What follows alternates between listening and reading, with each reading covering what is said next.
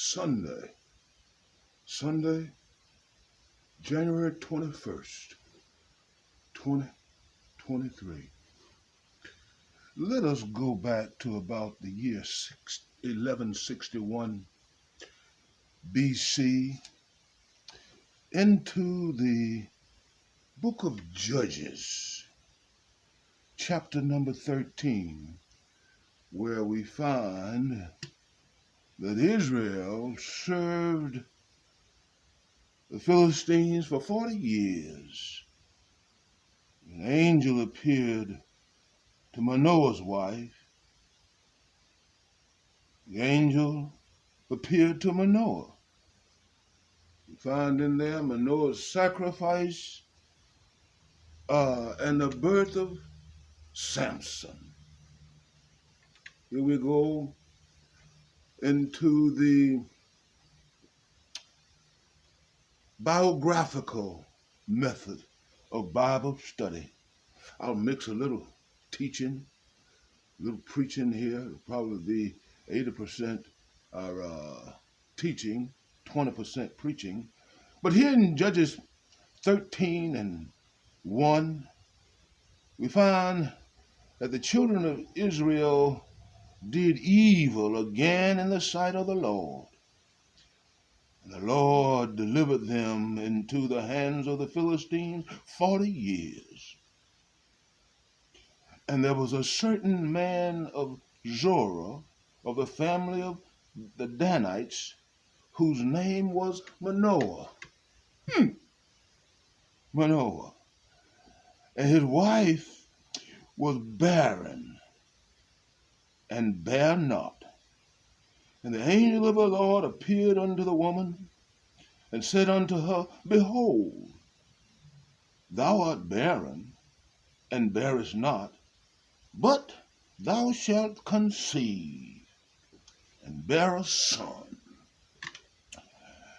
Now therefore beware, I pray thee, and drink not wine nor strong drink, and eat not any unclean thing. For lo, thou shalt conceive and bear a son, and no razor shall come on his head. For the child shall be a Nazarite unto God from the womb. And he shall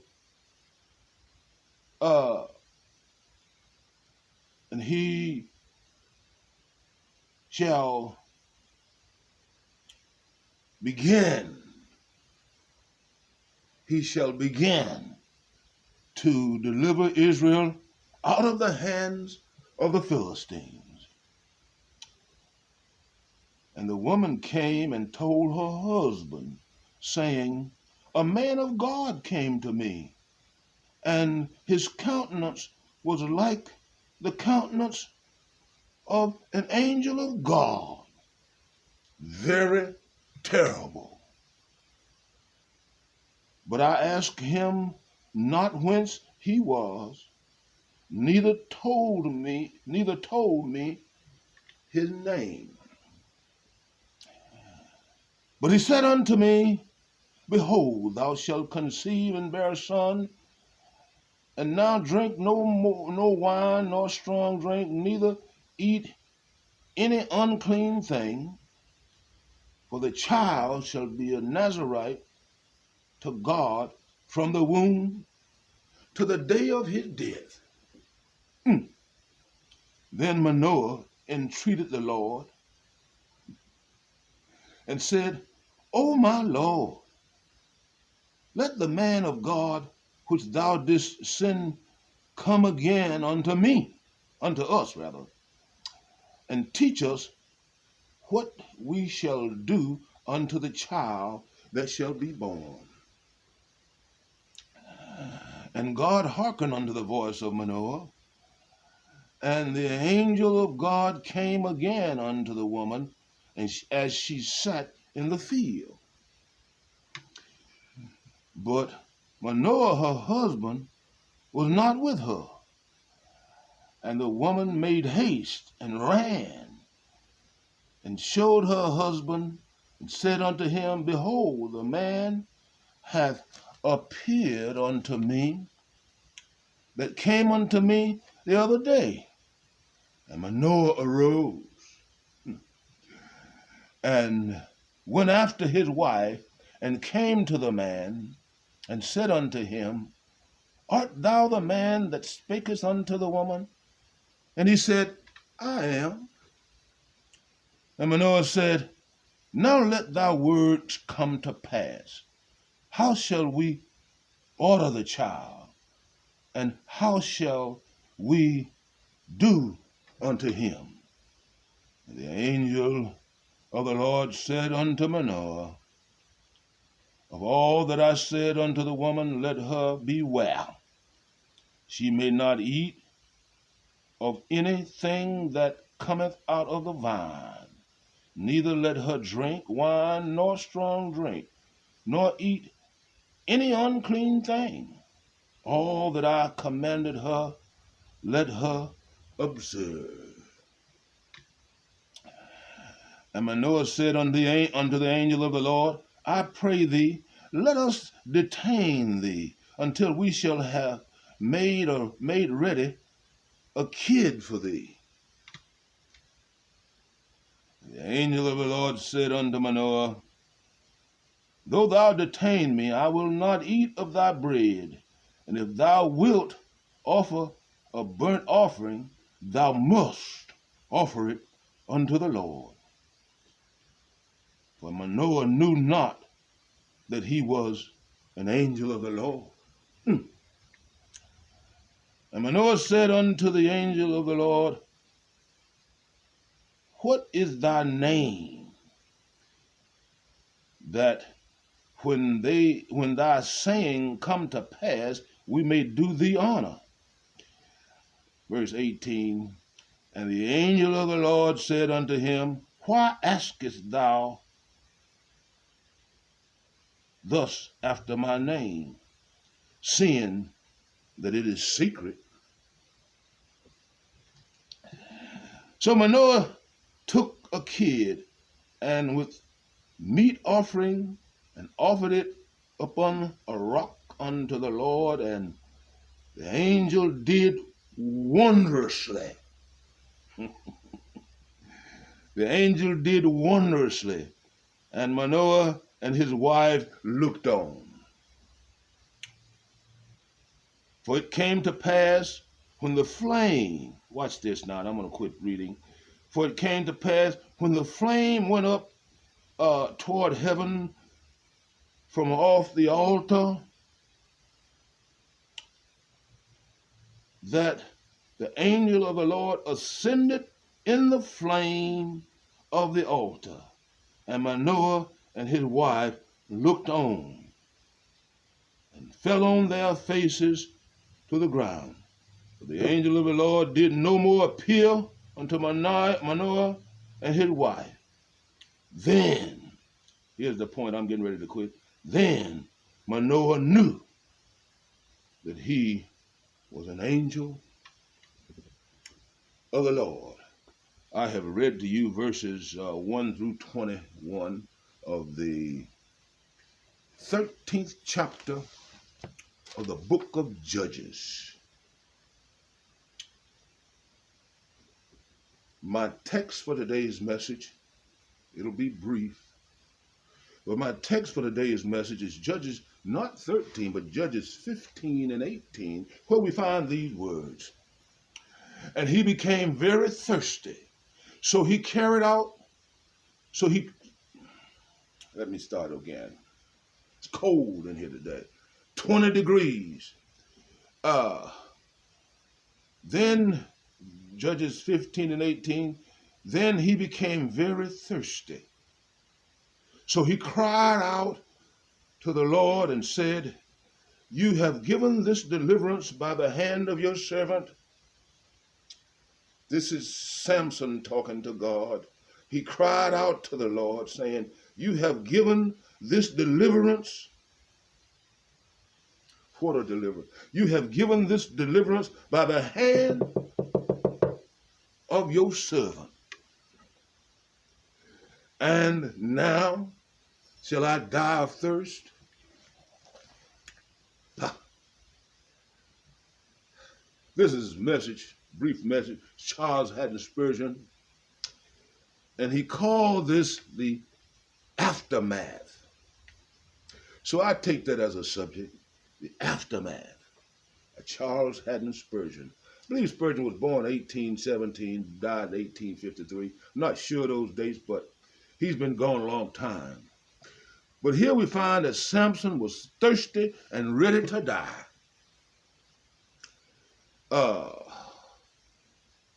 This difficulty or this problem Samson had was totally different from anything that he had ever experienced. To have his thirst quenched was nothing compared to being delivered by God from 1,000 Philistines. But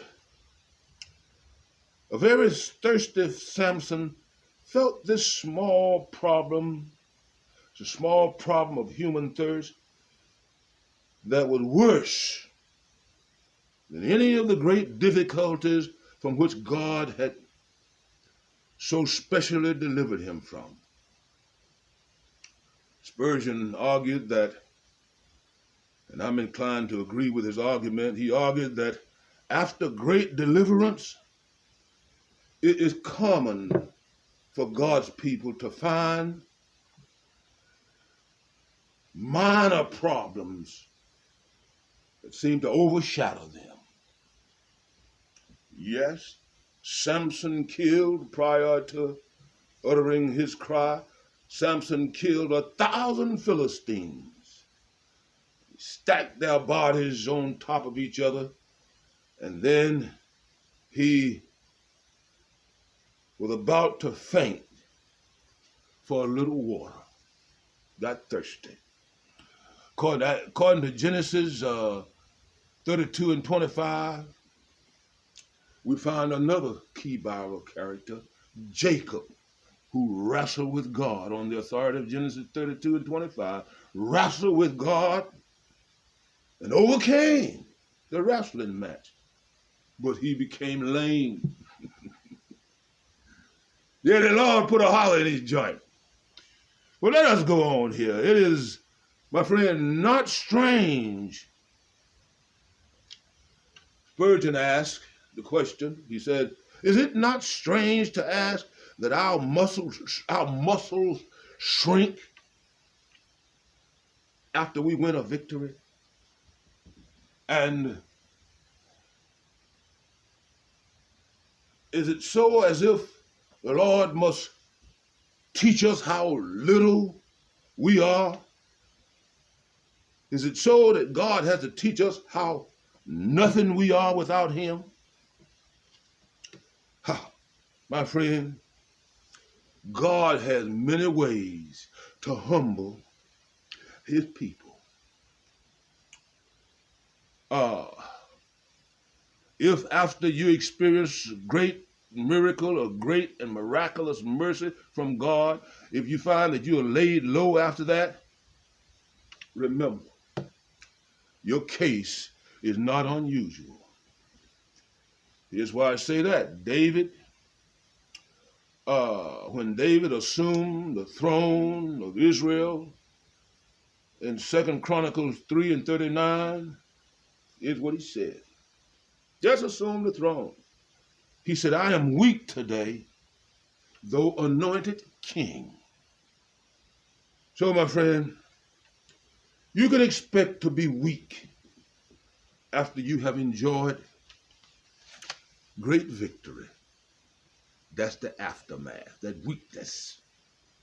That's the aftermath. Being laid low. And if in the past God has given you great victory, your present difficulty is like Samson's thirst. I need to tell you, back up and tell you, that when Samson cried out to God, he sent him water. He opened up miraculously and provided Samson with water. So, my friend, the Lord will not let you faint or permit the adversary to win over you. Now you listen to me good. I gotta get out of here. It's cold. The road of sorrow, my friend, is the road to heaven. Jesus proved that fact. Huh.